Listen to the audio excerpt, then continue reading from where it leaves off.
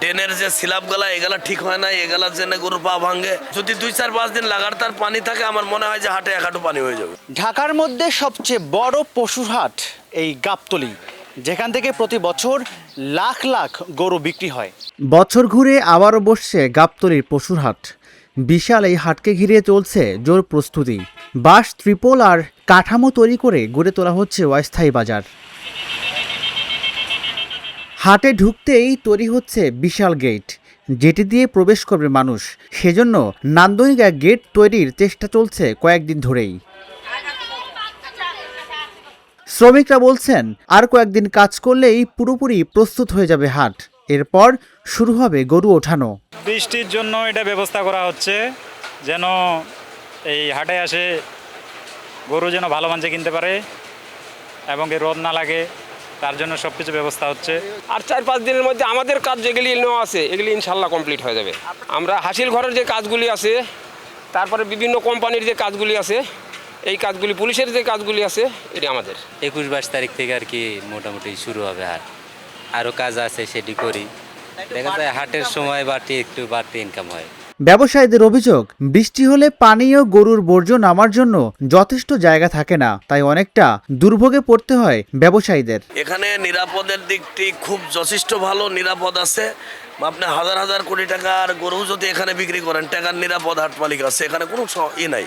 কিন্তু হাটের কার্যকলাপ হচ্ছে না, উন্নয়ন প্রকল্প যে কাজ এগুলা হচ্ছে না, এতে আমরা ক্ষতিগ্রস্ত হচ্ছি। কারণ ভিটে যেখানে গরু নামে, এখান থেকে রাস্তাটা খুব খারাপ, গরু আসতে গেলে পা ভেঙে যাচ্ছে। ড্রেনের যে স্ল্যাবগুলা এগুলা ঠিক হয় না, এগুলার জন্য গরুর পা ভাঙে, আমরা অনেক ক্ষতিগ্রস্ত। আবার কারেন্টের লাইনের কাজটা ঠিক হয় না, একটু বৃষ্টি হলে কারেন্টের খুঁটি পর্যন্ত লাইন হয়ে যায়, গরু মারা যায়। হয়তো বুবা জানোয়ার একটা গরু সাইডে যায়, কারেন্টের খাম্বার সাথে লাগলে মারা যায়। এই দিকটা আমরা ক্ষতিতে আছি, খুব কষ্ট হচ্ছে। কারণ এখানে প্রান্তিক সুপার মার্কেট ছিল, হাটের প্রথম সারিতে ছিল এই মার্কেটটা। ওমদি একটা ড্রেন ছিল, পিছনে একটা ড্রেন ছিল। এখন দেখা যাচ্ছে ওই ড্রেন বদ্ধ হওয়ার কারণে ওই জায়গাটা হয়ে গেছে উঁচা, ওমদি আর পানি নামা পারে না। এখন এক সাইড দিয়ে পানি নামি কভার করতে পারতেছে না, ড্রেন জাম হয়ে যায় 3 দিন পর পরে। যদি 2-4-5 দিন লাগাতার পানি থাকে, আমার মনে হয় যে হাটে 1 হাঁটু পানি হয়ে যাবে।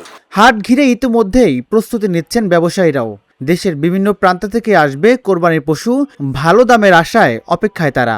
নদীতে ওই ধারে বহুত ট্রলার বড়িয়ে আসে, বহুত আসে। এই মনে করেন আপনারা আসবে 3 দিন আগে, আপনি ওখানে দাঁড়াইতে পারবেন না। এই ছনামা নামে একটা ট্রলারে 100-150-150-60 এর আসবে গরু আইবে। ইনশাল্লাহ গাবতলী হাটটা খুবই পরিষ্কার। এখানে কোনো বৃষ্টি তো ঠেক দেয় না, পিসাব পায়খানা তো কোনো ঠেক দেয় না। সব আপনার টয়লেট আছে, মসজিদ আছে, সব কিছু টনটাইট আছে। ঠিক আছে, এখানে বৃষ্টি বাদল ঝড় তখন সব সমান। প্রস্তুতি প্রায় শেষ, এখন শুধু সময়ের অপেক্ষা। কোরবানির হাটে কেমন জমবে বেচাকেনা, সেদিকেই নজর সবার। রাজিবুল ইসলাম, ঢাকা জার্নাল, ঢাকা।